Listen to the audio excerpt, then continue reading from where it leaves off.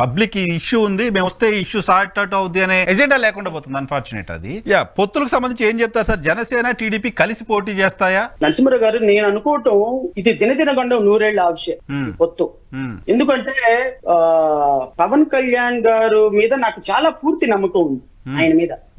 ఎందుకంటే ఆయన ఏ నిర్ణయం మీద నిలబడ్డా నమ్మకం అయితే నాకు పూర్తిగా ఉంది. నాకు ఆయన మీద ఉన్న కాన్ఫిడెన్స్ నేను మీకు ఇంత కాన్ఫిడెంట్ గా చెప్పగలను. పవన్ కళ్యాణ్ గారు అంటే ఏంటి శ్రవణ్ గారు, మీరు ఇంకొక రాష్ట్ర పార్టీ అధ్యక్షుడు అలా అంటున్నారంటే నేను మీకు కొన్ని సిరీస్ ఆఫ్ ఇన్సిడెంట్స్ చెప్తా. ఇది ఇప్పుడు సందర్భం కాకపోయినా సో వాటిని ఉదాహరించడం అనవసరం. సో పవన్ కళ్యాణ్ గారు ఒక కన్సిస్టెన్సీ స్టాండ్ లేనటువంటి ఒక నాయకుడు. నా దృష్టిలో కన్సిస్టెన్సీ అనేది చాలా తక్కువ ఆయనకి.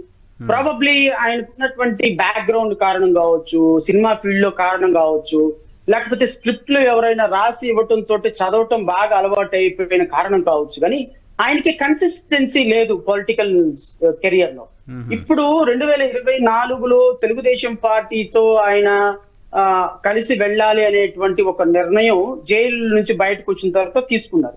Very good move. అది వాళ్ళ పార్టీకి అంతర్గతమైనటువంటి విషయం, నేను దానిలో వెళ్ళను. కానీ నేను గమనిస్తున్నటువంటి పరిస్థితులను బట్టి నేను ఆలోచించేది ఏంటి అంటే, ఇప్పుడు పవన్ కళ్యాణ్ గారు ముఖ్యమంత్రి అవ్వాలి అనేది చాలా స్ట్రాంగ్ డిజైన్ ఉన్నాయి. ఈ ముఖ్యమంత్రి అవ్వాలి అంటే తెలుగుదేశం పార్టీ అధికారంలో ఉన్నంత వరకు ఆయన ముఖ్యమంత్రి కాదు. ఒకవేళ అలయన్స్ లో పవన్ కళ్యాణ్ వెళ్ళినా తెలుగుదేశం పార్టీ లీడ్ తీసుకున్నంత వరకు, ఎందుకంటే తెలుగుదేశం పార్టీ ఆబ్వియస్లీ ప్రధాన ప్రతిపక్షంగా ఎవరు గెలిచినా తెలుగుదేశం పార్టీ ముఖ్యమంత్రి అభ్యర్థిగా చంద్రబాబు నాయుడు గారు ఉంటారు.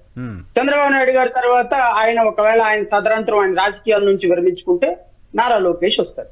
So as long as Telugu Desam అధికారంలో ఉన్నంత వరకు పవన్ కళ్యాణ్కి ముఖ్యమంత్రి పదవి రాదు.